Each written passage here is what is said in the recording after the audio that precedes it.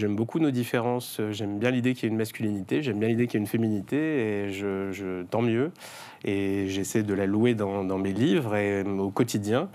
Et je vois pas du tout l'intérêt d'essayer d'aplanir nos spécificités pour finalement qu'on devienne interchangeable ou indifférent.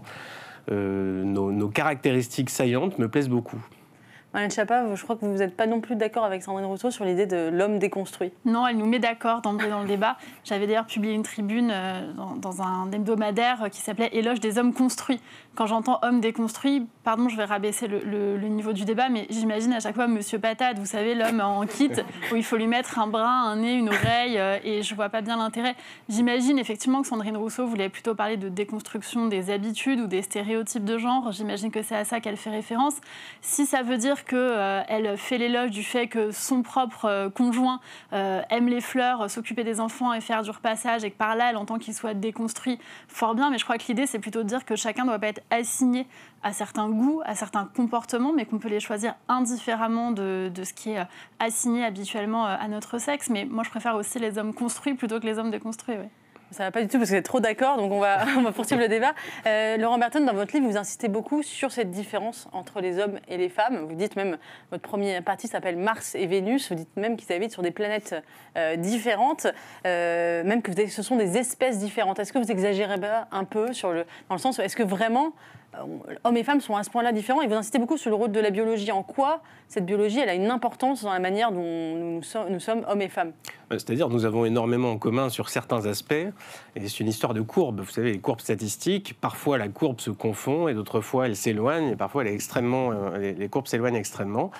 Et tout ça est dû à ce que nous sommes. Nous sommes un programme ADN. Les hormones ont un impact très important sur ce que nous sommes, ce que nous pensons, notre sexualité, notre comportement, nos aspirations, etc.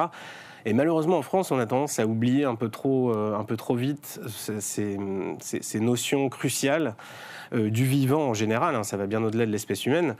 Et on se concentre sur l'aspect social, culturel, et c'est là qu'on va vous dire que certains traits différenciés, par exemple que, je sais pas, les hommes préfèrent certaines choses et les femmes certaines autres, sont des notions purement culturelles ajoutées qui nous sont inculquées par, je sais pas, un patriarcat oppresseur ou les cartables roses et bleus ou ce genre de choses.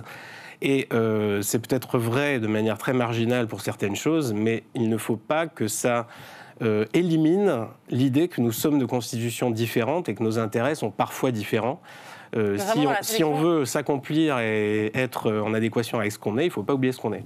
Mais justement, dans ces intérêts différents, notamment dans la sélection sexuelle, est-ce que vous pouvez expliquer un peu en quoi justement ça joue dans la sélection sexuelle, dans le rapport amoureux, dans la sexualité même, le fait qu'on soit différent? Alors pour le coup, ce n'est pas du tout un privilège humain parce que l'anisogamie, donc la différence, la taille des gamètes mâles et femelles, implique des comportements totalement différenciés, des attentes différenciées au niveau de la sexualité, de la sélection du partenaire, etc. Et on l'observe chez les mouches, chez les singes, chez les mammifères, chez les poissons, chez la plupart des êtres vivants sexués. Et donc, évidemment, on ne peut pas échapper à cette part de nature qui est en nous. La valeur des gamètes masculins sont négligeables d'un point de vue biologique. Il y en a beaucoup, il y en a tout le temps. Les valeurs des gamètes féminins sont majeures parce que c'est rare. Donc, les conséquences d'un acte sexuel sont beaucoup plus importantes pour une femme que pour un homme d'un point de vue biologique parce qu'évidemment, elle peut tomber enceinte, ça dure 9 mois. Donc, la femme va être plus sélective que l'homme. Voilà. Donc, pour résumer, c'est exactement ça. Et on l'observe, encore une fois, chez toutes les espèces sexuées. Marlène Schiappa, est-ce qu'on n'a pas tendance, en effet, peut-être à trop oublier la biologie dans la relation homme-femme, ou même dans la différence homme-femme, au profit d'un mantra un peu beauvoirien, on ne naît pas femme, on le devient, comme si c'était quelque chose qui était purement fabriqué, alors que quand même on est avec un corps féminin ou un corps masculin. Mais je crois surtout qu'il y a différents courants dans la pensée féministe d'un point de vue philosophique. Et en fait, il y a certains passages de ce livre raisonnablement sexiste que j'ai considérés comme quasi féministes. Notamment à un moment où je crois vous dites que, si je n'ai pas mal interprété vos propos, que vous constatez, vous déplorez presque que la femme qui va être infidèle sera davantage blâmée que l'homme par la société. Finalement, c'est un vocabulaire et une thèse qu'on pourrait retrouver chez des écrivains, des écrivaines.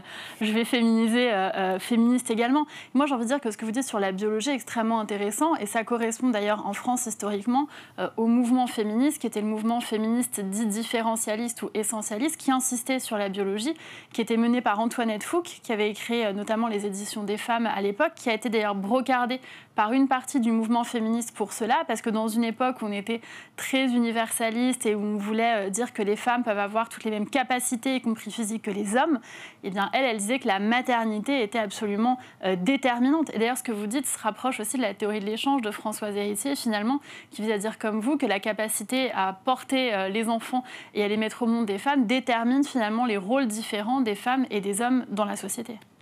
Pour vous, il ne faut pas s'arrêter à cette biologie, il faut la dépasser ou il faut la prendre en compte dans un combat féministe? Moi, je pense qu'il faut la prendre en compte. D'ailleurs, vous avez eu la gentillesse de rappeler que j'avais créé une association qui s'appelait Maman Travail.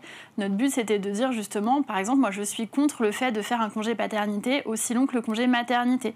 Le congé paternité, c'est un congé à vocation sociale. Moi, j'ai toujours, c'est un rôle social du père, j'ai toujours soutenu l'allongement du congé paternité. Il est aujourd'hui à 1 mois. Mais ce n'est pas la même chose de porter un enfant et de ne pas le porter, d'accoucher, de ne pas accoucher. Le congé maternité, il vise aussi à protéger les femmes pour qu'elles puissent préserver leur grossesse, pour qu'elles puissent créer un lien particulier avec leur enfant, pour qu'elles puissent allaiter si elles le souhaitent. Et donc, je pense qu'être dans l'indifférence et considérer que l'homme aurait autant besoin de repos quand sa femme est enceinte parce qu'il fait une couvade, je ne suis évidemment pas d'accord avec ça. Et je ne comprends pas comment, au nom de la place des femmes dans la société, on pourrait soutenir cette thèse.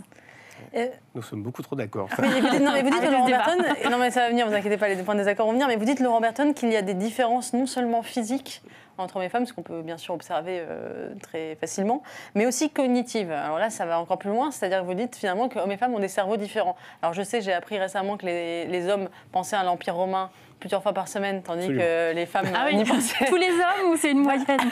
En moyenne, en tout cas, c'est vrai qu'il y a eu cette tendance aux États-Unis où un youtubeur a dit demandez à vos maris combien de fois par semaine ils pensent à l'Empire romain. Et il s'est révélé qu'effectivement, les hommes répondaient 2-3 fois par semaine, alors que les femmes, jamais. Et donc, ça montrait effectivement une différence d'obsession, en tout cas. Voilà. Mais vous allez plus loin, vous dites même qu'il y a une intelligence différente entre les hommes et les femmes. Rassurez-nous, est-ce que vous pensez quand même que les femmes. Vous ne pensez pas que les femmes sont moins intelligentes que les hommes? Non, en moyenne, les intelligences sont à peu près comparables. Ce sont plutôt des questions de forme d'intelligence. On sait que l'intelligence spatiale, par exemple, est un peu plus développée chez les hommes, et l'intelligence verbale est un peu plus développée chez les femmes. Encore une fois, ce sont des questions de courbe, donc rien n'est interdit, mais il y a quand même quelques tendances un peu différentes. Et notamment, vous avez parlé d'obsession, c'est assez spectaculaire en la matière, c'est-à-dire que les individus les plus extrêmes seront souvent des hommes. Aux deux extrémités de la courbe, ça veut dire des individus très doués, mais aussi très peu doués. Voilà, la variabilité masculine est plus grande, ce qui fait que certains individus qui s'illustrent par leur obsession, leur génie parfois, sont plus souvent statistiquement des hommes que des femmes. Il y a un déséquilibre, et plus on va vers les extrémités des courbes, par exemple de la courbe du QI, pour prendre un indicateur parmi d'autres, eh bien plus ce différentiel va s'accroître et plus on va constater cette différence. Ce qui fait que quand on observe des professions très spécifiques qui demandent des gros cerveaux, je ne sais pas, les ingénieurs célèbres, les scientifiques célèbres, etc., les chercheurs célèbres, on va souvent avoir cette différence. C'est-à-dire que les hommes, en plus d'avoir cette particularité de l'extrême intelligence ou de l'extrême bêtise, sont aussi, a priori, plutôt portés sur le fait de sacrifier leur vie sociale plus facilement. Ils peuvent se passionner pour du codage ou des tableurs Excel pendant les meilleures années de leur vie sans trop de problèmes. Et les femmes ont un peu plus de difficultés à s'intéresser à ça, et à l'Empire romain, a priori. Donc ce qui explique qu'il y ait plus de génie masculin que féminin, ou plus de prix Nobel, par exemple, masculin et féminin, c'est pas juste parce qu'on a empêché les femmes d'être mathématiciennes, scientifiques pendant des années, c'est parce que, selon vous, il y a vraiment une différence d'intelligence. Non, Marie Curie, il n'y avait pas de ministère de l'égalité des hommes et des femmes à son époque, et elle s'en est sortie. Ça a toujours existé, il y a toujours, mais de toute façon, quand on parle de Darwin, Victor Hugo, Newton, on parle de... on ne peut pas le mesurer en pourcent. Ce sont des êtres extrêmement rares, infinitésimaux, qui ne sont pas du tout représentatifs. Je suis un homme et je ne vais pas me féliciter tous les jours d'être un homme comme Victor Hugo. Ça n'a pas de sens. Je ne suis pas du tout à son niveau. Et c'est comme ça qu'il faut prendre le problème. Il ne faut pas dire les hommes sont des méchants parce qu'il y a Victor Hugo, Newton et ils sont plus nombreux que Marie Curie. Marie Curie est aussi admirable, encore peut-être plus puisqu'elle est beaucoup plus rare, effectivement, à son époque, à avoir réussi de la sorte.